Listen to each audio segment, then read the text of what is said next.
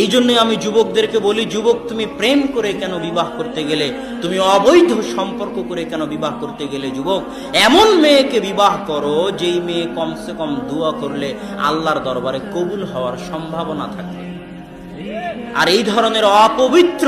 যে বিবাহের পূর্বেই তোমার সাথে প্রেমে লিপ্ত হয়েছে, সে বিবাহের পরেও আরেকজনের সাথে প্রেমে লিপ্ত হবে, এদের দোয়া আল্লাহ কবুল করবে না। তোমার সন্তানের জন্য দোয়া করার মতো স্ত্রী যদি তুমি বাছাই না করতে পারো, তোমার সন্তান যখন বিপদে পড়বে তখন জায়নামাজ বিছিয়ে আল্লাহর দরবারে হাত পেতে কান্দাকাটি করার মতো স্ত্রী যদি বাছাই না করতে পারো, তাহলে যুবক তোমার জীবনের 16 আনাই বৃথা, তোমার জীবনের পুরোটাই মিছে।